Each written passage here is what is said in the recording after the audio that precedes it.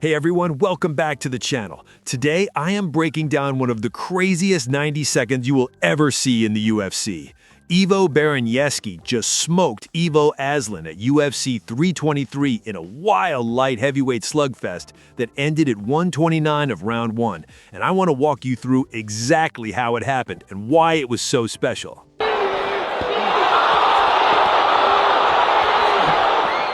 Chaos. Baraniewski is known for straight, sharp punches, a good jab, and a more structured striking game that works best at mid to long range. Analysts liked his defensive discipline and thought he would try to control distance, stay calm, and punish mistakes. Aslan is the opposite type of striker. He likes to march forward, throw big hooks and overhands, and drag opponents into messy exchanges where his power can change the fight in one shot. The idea for Aslan was clear: make it ugly early, test Baraniewski's chin, and try to end it before the technique and cardio edge of Baraniewski could matter. When the fight starts, Aslan does exactly what people expect. He comes forward and throws heavy shots, forcing Baraniewski to shell up and back toward the fence while he looks to land big. Baraniewski stays calm in that first wave, keeps his guard tight, and waits for a mat early, showing right away that his straight punches can hurt even a strong brawler. Aslan bounces back up and answers with his own big punches, and from there they start trading in a way that feels like 3 rounds stuffed into just under a minute and a half. Both guys end up touching the canvas in this wild stretch, which is why so many people are calling it one of the best 90-second fights ever. The momentum swings back and forth as they each land heavy shots that shake the other and force them to reset. At one point, Aslan's pressure and power seem to be taking over, and Baraniewski has to really bite down and stay composed under serious fire. What stands out is that even when he is under attack, Baraniewski does not completely lose his structure. He might shell up or step back, but he keeps his eyes open and looks for clean counters instead of swinging wildly. That discipline is the difference between just surviving and actually turning the fight back in his favor. The final finish is a thing of beauty if you love clean striking. After all the chaos, Baraniewski presses forward, finds his range, and lands a perfectly timed right hand that freezes Aslan.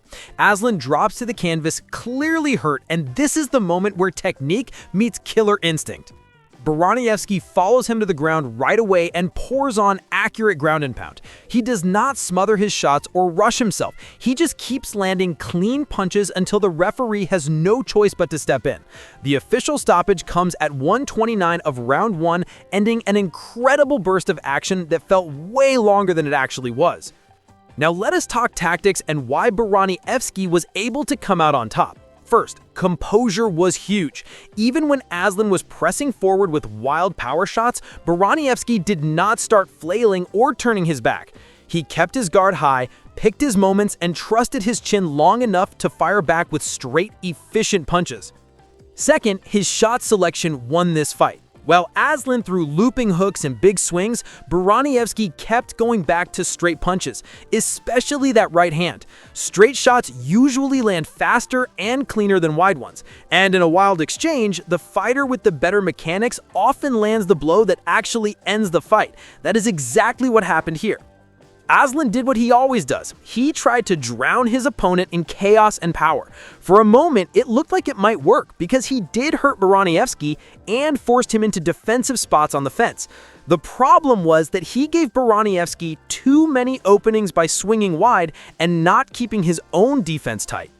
When both fighters are throwing hard, the one with looser defense is usually in more danger, and that was Aslan. He walked into straight counters and could not fully recover once Baraniewski started reading his entries. In a sense, his biggest weapon, chaos, turned into his biggest weakness when Baraniewski stayed calm inside it.